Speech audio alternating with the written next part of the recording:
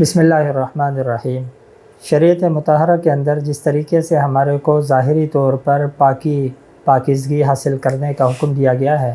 اسی طریقے سے باطنی پاکی اور صفائی اور طہارت وہ بھی لازمی اور ضروری ہے۔ ظاہری پاکی یہ تو سمجھ میں آتا ہے کہ کس طریقے سے ہوتی ہے کہ انسان اپنے کو ہر قسم کی نجاستوں سے، غلاظتوں سے اپنے آپ کو دور کر دے، لیکن جو باطنی قسم کی طہارت ہے، پاکی ہے، وہ کیا ہے؟ وہ یہ کہ انسان تمام کے تمام بڑے چھوٹے گناہوں سے اجتناب کرے اور اس کے ساتھ ساتھ جتنے بھی ایسی ناپسندیدہ چیزیں ہیں اس سے اپنے آپ کو دور رکھے۔ یہ ہے انسان کے باطن کی صفائی۔ تو انسان جس طریقے سے اعمال کرنے کے لیے ظاہری پاکی کا اہتمام کرتا ہے، تو پھر اس کا دل مطمئن ہوتا ہے کہ بھی میں نے ظاہری طور پہ طہارت اچھے طریقے سے کی، وضو اچھے طریقے سے کیا، اب میں اس قابل ہو چکا ہوں کہ بھئی میں عبادت کے لیے کیا ہو جاؤں، کھڑا ہو جاؤں، میں عبادت کر سکوں، میں اعمال کر سکوں۔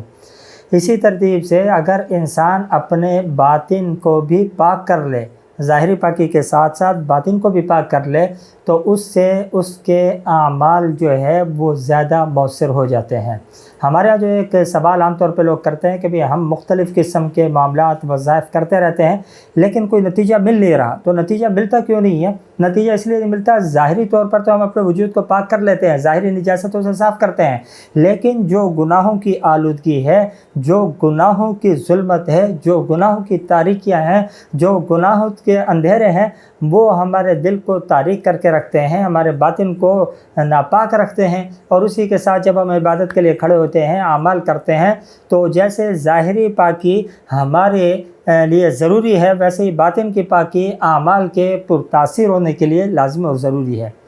لیکن ہمارے یہاں کیا ہے کہ ہم ہر چھوٹے اور بڑے گناہ کے اندر ایسے مبتلا ہیں، جس طریقے سے ہماری عادت ایسے بن گئی ہے گناہوں کے اندر مبتلا ہونے کی، جیسے 3 وقت ہمارا کھانا کھانے کی عادت ہے۔ جب تک ہم کسی کی غیبت نہ کریں، جب تک چغلی نہ ہو، جب تک کسی کے اوپر بدگمانی نہ کی جائے، جب تک کسی کے پیچھے بہتان نہ باندھا جائے، جب تک ہم کسی سے حسد کا شکار نہ ہو، جب تک کسی سے بغض نہ کر رکھیں، اس وقت تک تو یہ سمجھ لیں کہ ہمارا کھانا بھی ہضم نہیں ہوتا۔ تو ہمارے روزمرہ کی زندگی کے اندر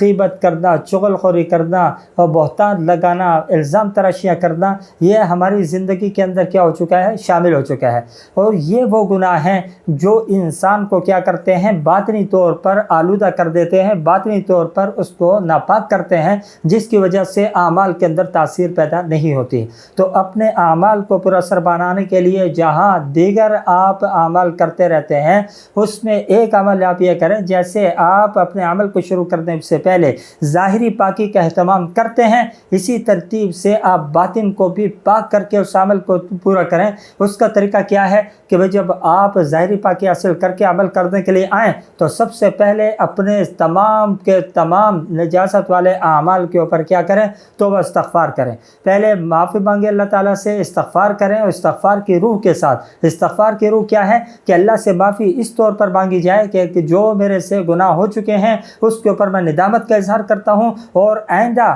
جو میرے آئندہ آنے والی زندگی ہے اس کے اندر اللہ میں آپ سے عہد کرتا ہوں، آپ سے وعدہ کرتا ہوں کہ دوبارہ یہ گناہ میں نہیں کروں گا۔ تو جب آپ اس طریقے سے ظاہری پاکی کے ساتھ اپنے باطن کو پاک کریں گے تو آپ کا وہ عمل پرتاثیر ہوگا، آپ کے عمل کے اندر تاثیر پیدا ہوگی، اور اس کے نتیجے میں آپ کا یہ گلہ، آپ کا یہ شکوہ ختم ہو جائے گا کہ بھئی ہم عمل کرتے ہیں لیکن اس میں تاثیر نہیں ہوتی، کوئی اور کرتا ہے تو اس کے اندر ہمارے کو تاثیر ملتی ہے۔ دعا فرمائے اللہ رب العالمین سمجھنے کی اور عمل کرنے کی توفیق عطا فرمائے۔